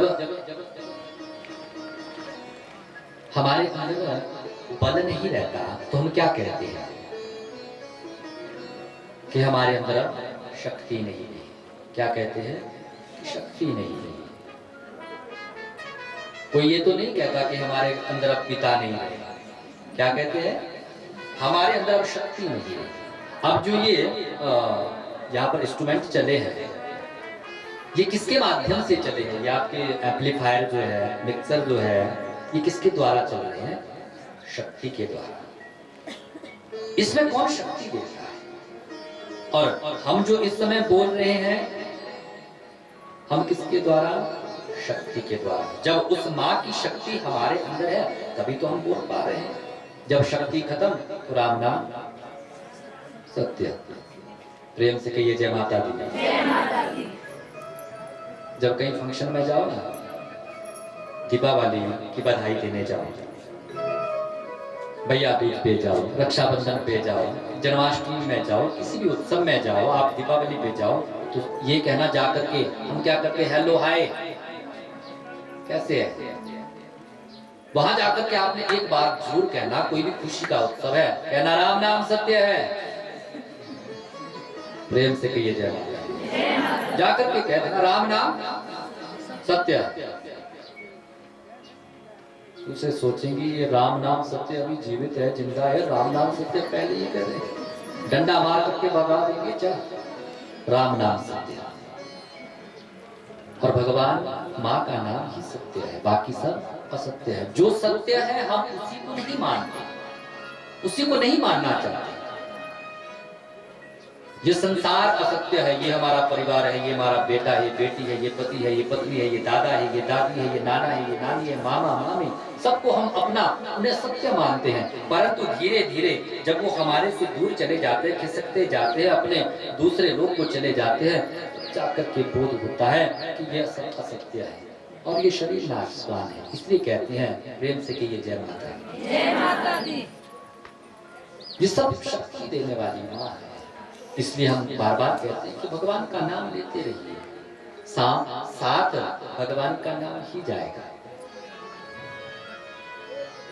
जैसे एक महात्मा के संत कबीर, महात्मा कबीर का नाम सभी जानते हैं, वाराणसी काशी में रहते थे। महात्मा कबीर बड़े भजनानंदी थे। एक दिन की बात, महात्मा कबीर आए, अपने गांव से आए और गंगा स्नान करने लगे। काशी में गंगा स्नान किया। गंगा स्नान के उपरांत भगवान सूर्य को जलांजलि दी, अर्घ्य दिया। एहि सूर्य सहस्रांशो तेजो राशि जगतपते अनुगंपय मां भक्त्या गृहाणार्घ्यं दिवाकर। भगवान सूर्य को जलांजलि दी। तब तक क्या हुआ कि महात्मा कबीर के गांव में एक सिधार गया, मर गया, राम नाम सत्य हो गया। अच्छा, विधि है कि जब हमारे कोई आस पड़ोस में या परिवार में गांव में मरता है तो नाती रिश्तेदार जितने भी है ना सब इकट्ठे होते हैं शोक में सम्मिलित होने के लिए। एक चिता तैयार करते हैं, शव वाहिनी तैयार करते हैं, तो उस पर उस मुर्दे को लेटाया जाता है और गांव के अन्य लोग भी साथ में चलते हैं। क्या कहते हैं? राम नाम सत्य है, राम नाम सत्य है, राम नाम सत्य है। तो गांव के कुछ और लोग भी साथ में चलते हैं। अब उस मृतक देह को उस शववाहिनी में रखा गया। शव यात्रा, श्मशान यात्रा निकल पड़ी। सब कहते हैं राम नाम सत्य है, राम नाम सत्य है, राम नाम सत्य है। अब महात्मा कबीर लौट करके आ रहे थे गंगा स्नान करके। बीच मार्ग में जब अपने गांव वासियों को देखा, हाँ अरे भैया ये इतनी सारी पलटन तुम कहाँ जा रहे? महात्मा कबीर से कहते हैं महाराज वो हमारे जो गांव में वो फलाने फलाने थे ना वो आज सिधार गए। प्रेम से कहिए जय माता। जय माता। सिधार गए। अच्छा भैया सिधार गए, परंतु तुम ये क्या कह रहे हो? अब जब महात्मा कबीर एक अपने में प्रकांड विद्वान किसी से साधारण सा प्रश्न करे कि तुम ये क्या कह रहे हो, तो एक ने कहा महाराज जब कोई मरता है तो कहते हैं राम नाम सत्य है, राम नाम सत्य है, राम नाम सत्य। अच्छा, महात्मा कबीर ने कहा जब कोई मरता है तो कहते हैं राम नाम सत्य है, राम नाम सत्य है। अच्छा, राम नाम सत्य कहते हैं, परंतु मैं ये जानना चाहता हूं तुम तो राम नाम सत्य कह रहे हैं, परंतु जो इस शववाहिनी में मृतक देह जो पड़ा है ये राम नाम सत्य क्यों नहीं कह पा रहा? फिर कहने लगे महाराज ये मर चुका है, इसके अंदर से राम का नाम कैसे निकल पाएगा महाराज? अच्छा, ये मर चुका है तो इसके मुख से राम का नाम नहीं निकल पा रहा। तुम लोग महाराज हम लोग जिंदा है। अच्छा, तुम लोग जिंदा है इसलिए तुम्हारे मुख से राम का नाम निकल रहा, ये मर गया तो राम का नाम नहीं ले पा रहा, तुम जिंदा है राम का नाम ले पा रहे। महात्मा कबीर ने कहा भैया बस एक बात मैं संसार से कहना चाहता हूं, इस संसार में जीवित होकर के भी वही जीवित है जिसके मुख से माँ का नाम निकले या राम का नाम निकले, और इस संसार में जीवित होकर के जिसके मुख से भगवान का या माँ का नाम ना निकले वो जिंदा होते हुए भी मुर्दे के समान है, मुर्दे के समान। प्रेम से कहिए जय माता। तभी तो कहते हैं इस जब तक सांसें चल रही है ना तब तक हमें नाम लेना चाहिए, जब तक हमारे अंदर शक्ति है। था कैटब मतलब कड़वा। तो मधु कैटब विचार करने लगे हम उत्पन्न हुए, अब नारायण सो रहे थे तो नारायण के नाभि से कमल, तो उस कमल तंतु से ऊपर चढ़ने लगे। बड़े विकराल देह वाले थे दानव। ब्रह्मा जी को ललकार, हे ब्रह्मदेव। ब्रह्मा जी ने देखा ये मेरी सृष्टि के तो नहीं लगते दानव, मैंने तो ऐसे विचित्र दानव नहीं बनाए, ऐसे कोई प्राणी नहीं बनाए, आखिरकार ये कौन है? ब्रह्मा जी से कहते हैं चलो युद्ध करें। ब्रह्मा जी ने सोचा मूर्ख मुझसे युद्ध करना चाहते, परंतु क्यों ना मैं नारायण के पास जाऊं।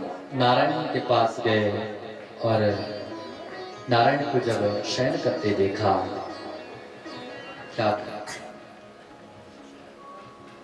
नारायण तो फिर सो गए। मधु कैटब ने क्या किया, यहाँ पर तो नारायण सो रहे थे और माँ पराम्बा आद्या शक्ति का स्तवन करने लगे। एम बीज का उच्चारण किया, एम बीज का, ये जो एड़ी वाला होता है ना उसमें ऐ की मात्रा और अनुस्वार के तदाकाशे सुतम ताभ्याम वागबीजम सुमनोहरम। जैसे एम बीज का M M M M M M कहने लगे तुम आद्या शक्ति मधु कैटब के सामने प्रकट हो गई। बोलिए जगजननी महामाया की जय, अंबिका मैया की जय हो। मां प्रकट हो गई। मां ने पूछा बताओ क्या चाहिए? तो बस वही मधु कैटब ने भी वही वरदान मांगा कि जाति सही ध्रुव मृत्यु, कि महाराज माँ आप हमें ऐसा वरदान दीजिए कि किसी के हाथ किसी के द्वारा हम मारे ना जाए।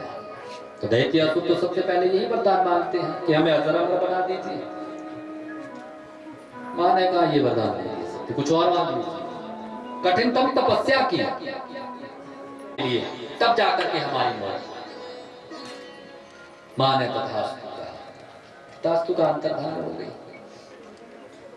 अब बल मिला, माँ की कृपा मिली, मधु कैटब फिर गए, ब्रह्मा जी को ललकारने लगे। ब्रह्मा जी दौड़े दौड़े गए नारायण की शरण में के दीननाथ हरे विष्णु वामनो तिष्ठ माधव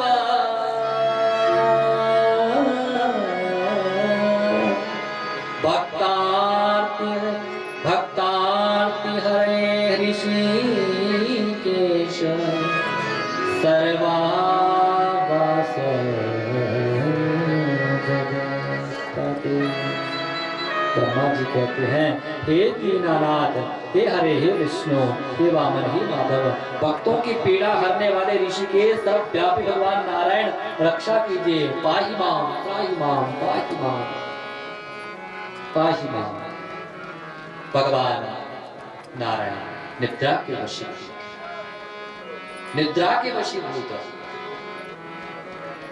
हे भगवान, लगता है ये निद्रा देवी ने आज निद्रा देवी के वश में फिर आज नारायण हो गए। क्या करें?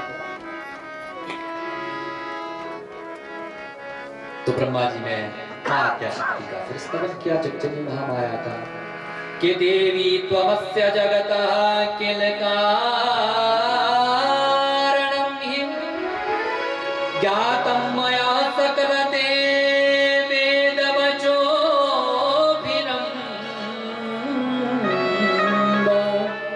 यदविस्मरत्यखिल लोक विवेककर्ता निद्रावशं च गमितः पुरुषोत्तमः। देवी तुमस्य जगतः किल कारणं हि, हे देवी, हे जगत माता, हे जगत का कारण, हे वेद वाक्यों में मुझे ऐसे ज्ञात हुआ कि आपके द्वारा ही इस सृष्टि का सृजन पालन संहार होता है। माँ आज देखिए, हे शक्ति स्वरूपा माँ, निद्रावशं च गमितः पुरुषोत्तमोऽद्यः, आज निद्रा के वशीभूत नारायण हो गए। माँ आप अपनी निद्रा शक्ति को इनसे हटा दें।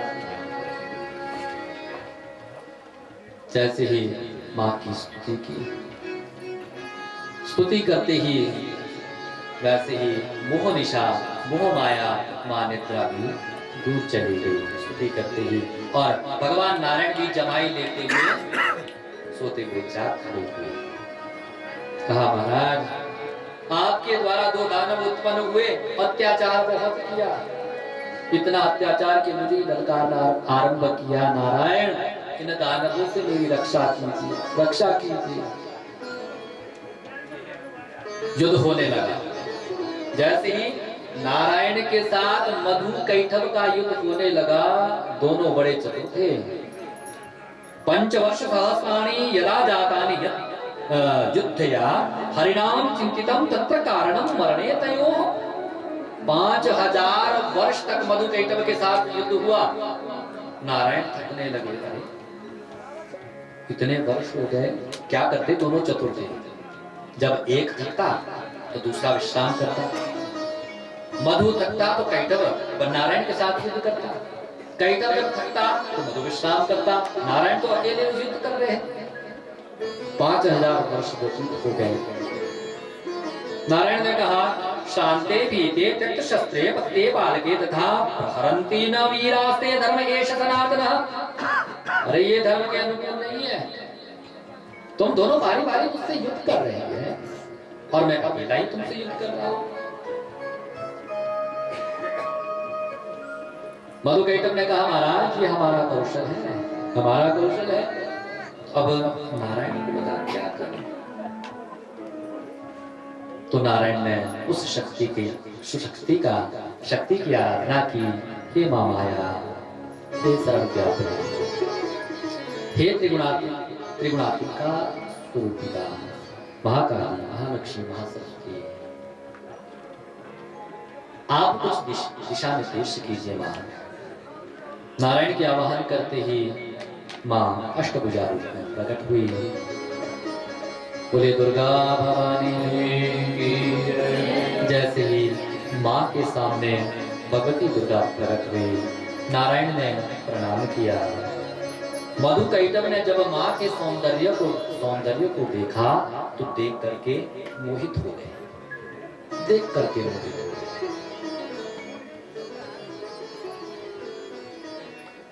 मां ने कहा नारायण से, मन में, हे नारायण आपने किस कारण हमारा आवाहन किया है? नारायण ने कहा, हे जगजननी, ये मधु कैटव से युद्ध करते करते मुझे 5000 वर्ष व्यतीत हो गए। एक युद्ध करता है, दूसरा विश्राम करता है। मैं ये नहीं समझ पा रहा हूं कि मां आपके द्वारा इन्हें वरदान मिला है, इनकी मृत्यु कैसे हो?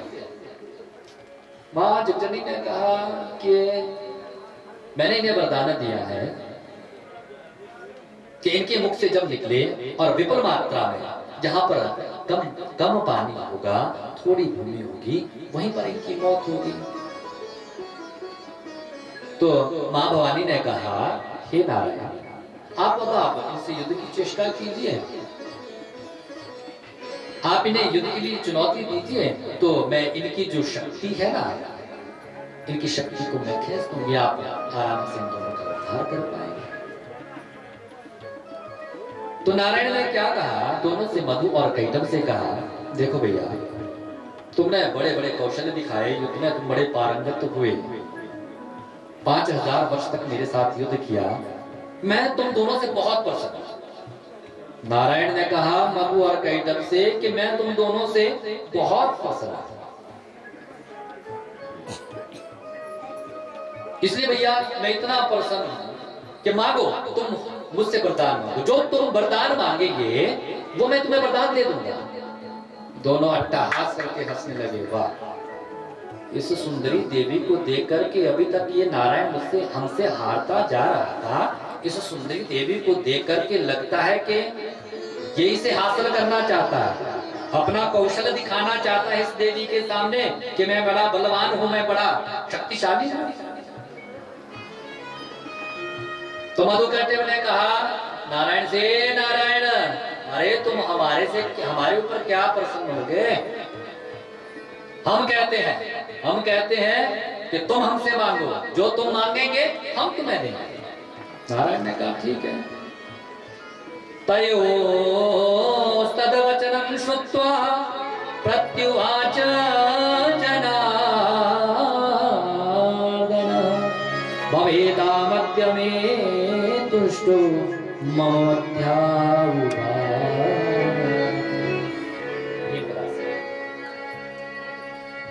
मम मध्याहुवा।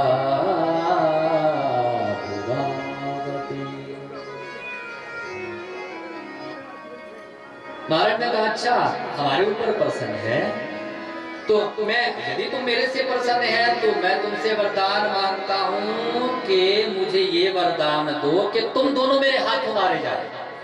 अब प्रसन्न तो थे मधु कैटभ, तो मधु कैटभ ने देरी नहीं की और तुरंत तथास्तु कहते, तथास्तु, ऐसा ही हो। अब जैसे भगवान मां की शक्ति अंदर से प्रकट हुई, मधु कैटभ सोचने लगे, ये भगवान, ये हमने कैसा वरदान दे दिया? हमने वरदान मांगा था, क्या वरदान मांगा था कि हम किसी के हाथ में नहीं मारे जाए। मां ने हमें वरदान दिया था कि जब हमारी इच्छा होगी, हमारे मुख से निकलेगा, उसी के हाथ हमारी मुक्ति होगी। तो मधु कैटभ ने यही वरदान मांगा कि महाराज आपके हाथ में हमारी मौत होगी। मधु कैटभ ने भगवान से कहा आप अपने को बड़े सत्यवादी मानते हैं, और वेद भी कहते हैं कि सत्य प्रथम सत्य परम त्रिसत्यम सत्य योनिम हितम च सत्ये सत्यस्य सत्यम मृत सत्य नेत्रम सत्यात्मकम त्वां शरणं प्रपन्नामि। महाराज आप अपने को सत्यवादी मानते हैं, तो सत्यवादी बनिए ना। मधु कैटभ भगवान विष्णु के आगे, नारायण के आगे एक शर्त रखी, हमारी एक शर्त स्वीकार करो। नारायण ने कहा बोलो क्या शर्त? मधु कैटभ ने कहा कि निर्जले विपुले देशे हनस्व मधुसूदन वत्स्यामां तु भवता सत्यवान् भवमादव। निर्जले विपुले देशे हनस्व मधुसूदन।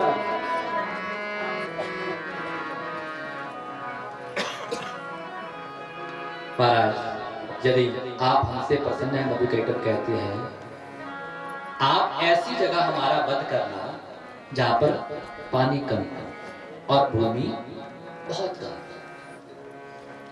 तो भगवान नारायण ने कहा तथास्तु। तथास्तु कहते ही भगवान ने क्या किया कि इत्युक्त्वा देव देवेश उरु कृत्वा तिविस्तरौ दर्शयामास तु तत्र निर्जलम च जलोदरी। ऐसा कह करके देवताओं के आराध्य भगवान विष्णु ने अपनी जंघा पर जैसी ताड़ना दी, अपनी जंघा का विस्तार किया। ऊरू कृत्वाति विस्तरम, अपनी जंघा का विस्तार किया, सारी धरती सूखी हो गई। 4000 कोस तक भगवान नारायण की जंघा ने अपनी जंघा का विस्तार किया। और लड़ते लड़ते मधु और कैटभ जब परिश्रांत हुए, भगवान नारायण की जंघा पर सो गए, विश्राम करने लगे। और नारायण ने अपने दिव्य सुदर्शन चक्कर से उन मधु कैटभ नाम के जो दानव थे उनका धड़ से गतक किया, दोनों का उद्धार किया। उन मधु कैटभ के शरीर से मज्जा निकलने लगी, मज्जा। आकाश से सुमन वृष्टि होने लगी, नारायण की सब जय जयकार करने लगे। बोले लक्ष्मी नारायण भगवान की, बोले गोविंद भगवान की जय। मज्जा जो निकली मधु कैटभ के शरीर से कि मेदिनीति ततो जातम नाम पृथिव्यासनं तथा, उस मेद से इस धरा का नाम पृथ्वी पड़ा, मेदनी पड़ा मधु कैटभ की मज्जा से। नारायण की स्तुति का काम तो किया। अंत में श्री सूत जी कहते हैं इस शौनकादि ऋषियों, इस प्रकार मधु कैटभ का उद्धार हुआ। अब समय भी संपन्नता की ओर है, 5-10 मिनट है, उसके बाद कीर्तन आरती 4 बजे को। आप लोग नीचे भोजन के लिए तैयार होना चाहिए, ये आदेश प्रेम से किया जय माता। चिंतित थे उत्तर प्राप्ति के लिए, नारद जी ने ज्ञान उपदेश दिया। नारद जी कहते हैं व्यास जी से कि व्यास जी, उस आद्या शक्ति का आप चिंतन कीजिए, ध्यान कीजिए, स्तवन कीजिए, जो सभी देवताओं की आराध्या शक्ति है, उससे बढ़कर इस संसार में कोई दूसरी शक्ति नहीं है। व्यास के आराध्या परमा शक्ति सर्वैरपि सुरासुरैः। आगे की कथा में आप सभी कल की कथा में ध्यान रहे। हमने आपसे कहा जब भी आओ ना घर से कुछ ना कुछ लेकर के आओ, लस्सी लाओ, दूध लाओ, ताकि यहाँ पर लस्सी और दूध की धारा बहने लगे, नदियाँ बहने।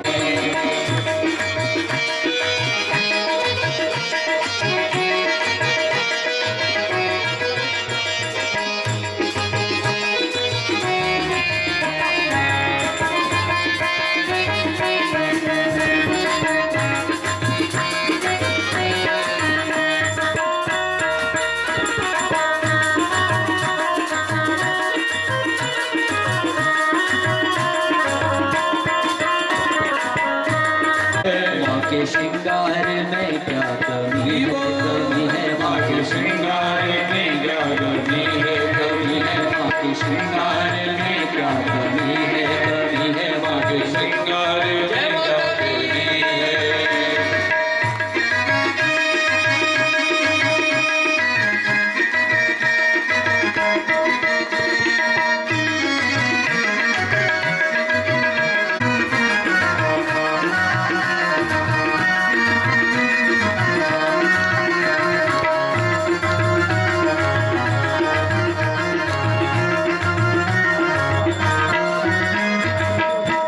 मेहंदी रची है, माँ के हाथों में मेहंदी रची है, माँ के श्रृंगार में क्या कमी है, माँ के श्रृंगार में क्या कमी है।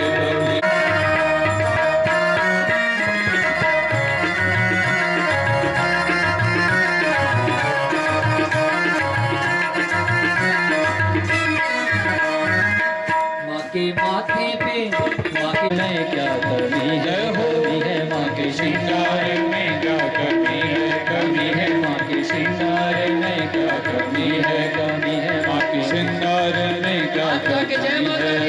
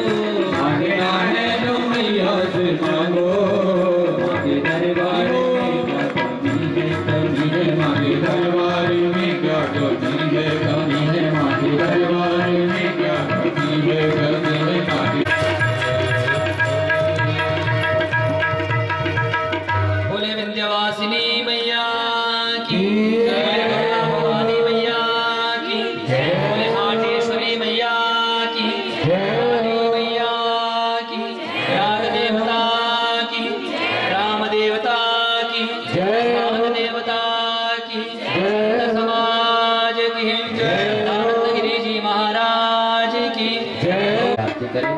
आप लोग भी यदि आरती करना चाहें ना तो अपने स्थान पर खड़े होकर अम्बे मां आरती उतार दे मेरा वाली अम्बे मां आरती उतार दे श्री प्रिय भवानी, तेरी महिमा किसी ने न जानी। शिव शंकर की प्रिय भवानी, शिव शंकर प्रिय भवानी तेरी महिमा किसी ने न जानी। तेरी महिमा किसी ने न जानी। आरती उतार दे शिव भवानी मेरा वाली मां आरती उतार दे शिव भवानी मेरा वाली अम्बे मां आरती उतार दे श्री रावानी मेरा वाली अम्बे।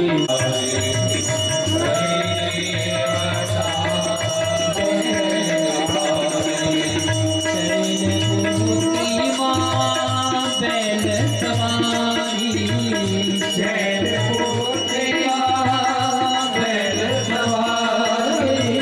करी देवता माँ जय जयकारी। अम्बे माँ आरती उतार दे मेरा वाली मेरा वाली अम्बे मां आरती उतार तेरी शेरा वाली मेहरा वाली अम्बे माँ। आरती उतार दे मेरा वाली मेरा वाली अम्बे मां दुखियों के तू दुख हरती, भक्तों को अपने पारे लगाती। दुखियों के तू दुख हरती, दुखियों के दुख हरे भक्तों को अपने पारे लगाती। भक्तों को अपने पारे लगाती। आरती उतार तेरी शेरा वाली मेहरा वाली अम्बे माँ। आरती उतार दे मेरा वाली मेरा वाली अम्बे मां आरती उतार तेरी शेरा वाली मेहरा वाली अम्बे माँ।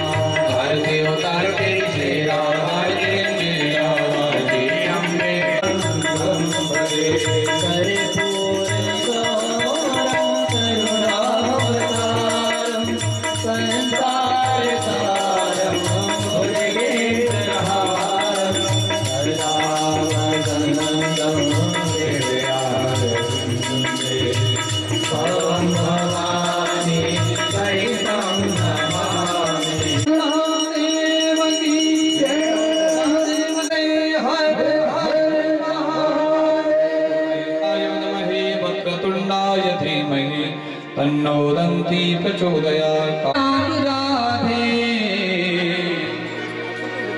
श्री राधे श्री राधे जय श्याम राधे श्री राधे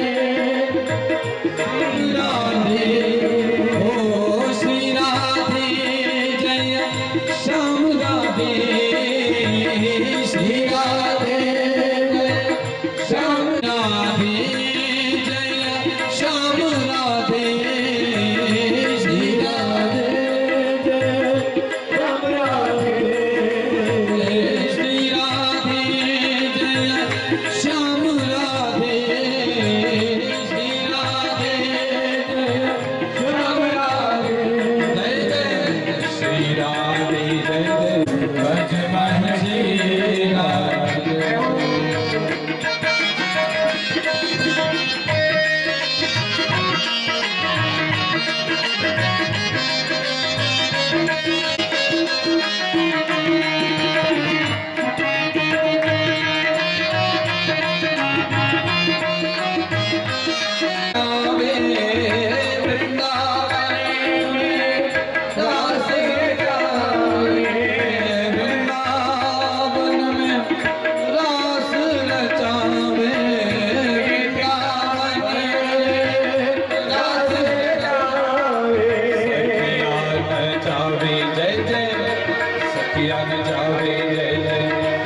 सखिया नचावे गोपाल भज मन श्री राधे सखिया नचावे गोपाल भज मन श्री राधे श्री राधे जय श्याम राधे श्री राधे श्याम राधे श्री राधे जय श्याम राधे श्री राधे श्याम राधे श्री राधे गोपाल भज मन श्री राधे श्री राधे गोपाल भज मन श्री राधे जय जय श्री राधे गोपाल भज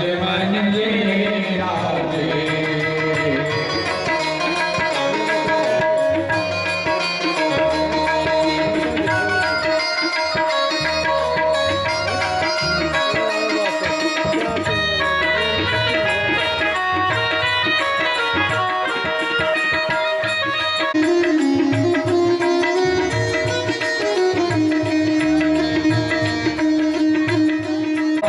कहीं भी लो वे भैया कहीं भी लो कहीं भी लो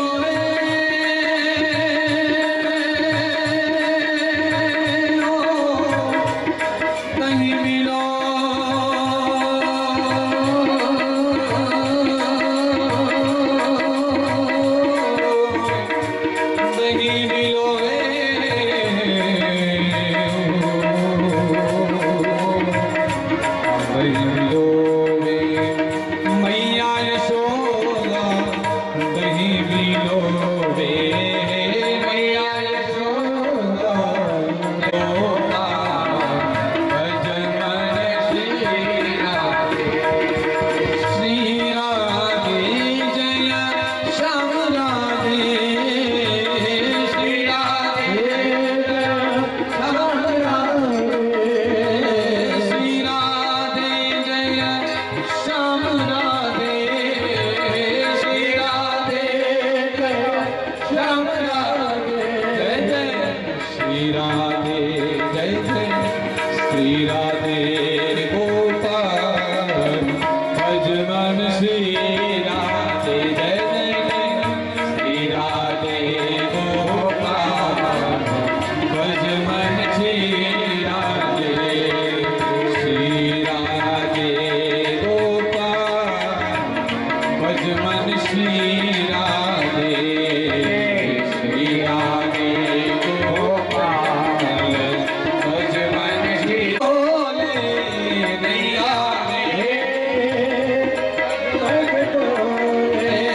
नैया मेरी डगमग डोले नैया डगमग डोले भज मन श्री राधे पार लगा गोपाल भज मन श्री राधे गोपाल भज मन श्री राधे जय रघुपति राघव राजा पति पति सीता जय जय रघुपति राजा पति तपवन सीता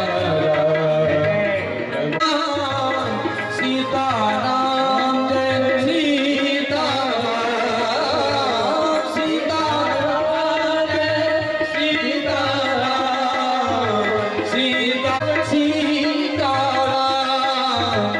सीताराम जय सीताराम सीताराम जय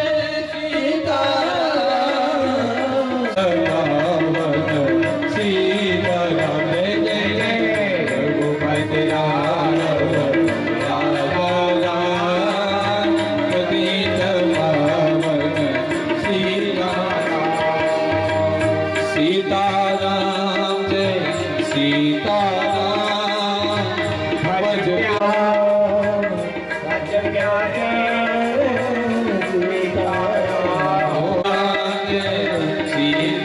सीताराम भज प्यारे तू सीताराम जय रघुनंदन जय सिया राम पतित पावन सीताराम जय रघुनंदन जय सिया राम पतित पावन सीताराम रघुपति राघव